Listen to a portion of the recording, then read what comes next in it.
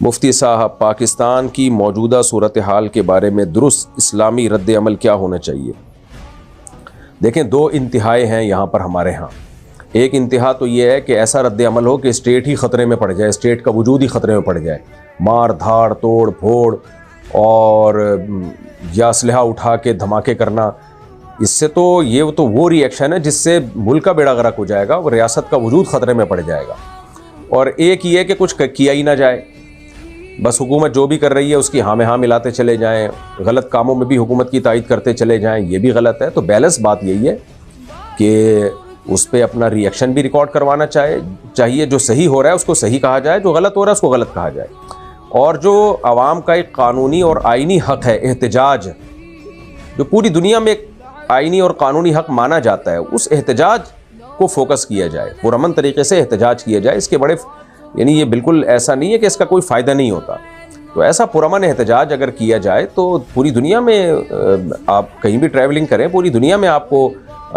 جو ایک آپ کا احتجاج ہے، عوام کا جو ری ایکشن ہے، اس کا حق دیا جاتا ہے، تو وہ حق استعمال کیا جائے، یہی ہو سکتا ہے۔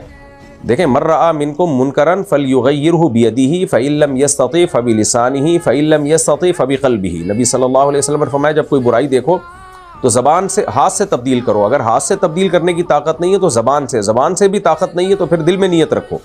تو جو اپنے بس میں ہے وہ کریں، جو بس میں نہیں ہے یا کوئی ایسا کام جس کا رزلٹ خطرناک نکلنے کا خطرہ ہو،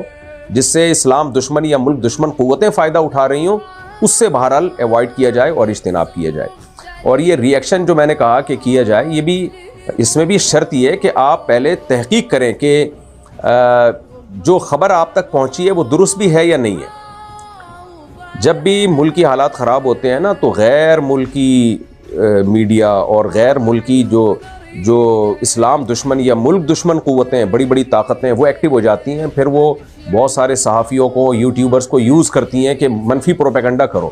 تو کچھ حقیقت ہوتی ہے، کچھ اس میں پروپیگنڈا کر کے اس کو بہت بڑا چڑھا کر بیان کیا جاتا ہے، عوام مشتعل ہو جاتی ہے اور اس سے اپنے ملک کا نقصان ہوتا ہے۔ تو احتجاج ضرور کریں، لیکن پہلے تحقیق کر لیں کہ جو خبر آپ تک پہنچی ہے وہ درست بھی ہے یا نہیں ہے، وہ مستند بھی ہے یا نہیں ہے۔ صرف ایسا نہیں ہے کہ سوشل میڈیا نے آپ کو ایک کھلواڑ بنا لیا ہے اور آپ کو یرغمال بنا کے آپ کو استعمال کر رہا ہے وہ، تو سوشل میڈیا کے ہاتھوں غلام نہ بنیں، ریسرچ کرنا، تحقیق کرنا سیکھیں۔ تحقیق کرنے کے بعد پھر کوئی اسٹیٹمنٹ دیں اور پھر جو ری ایکشن ہے وہ بھی کریں، جو وہ والا ری ایکشن جو آپ کا آئینی اور قانونی حق ہے، اس سے آگے نکلنے کی کوشش نہ کریں۔ ہمارے بس میں یہی ہے، ہم یہی کر سکتے ہیں، اس سے زیادہ کہ ہم مکلف نہیں ہیں، کریں گے تو الٹا نقصان ہوگا۔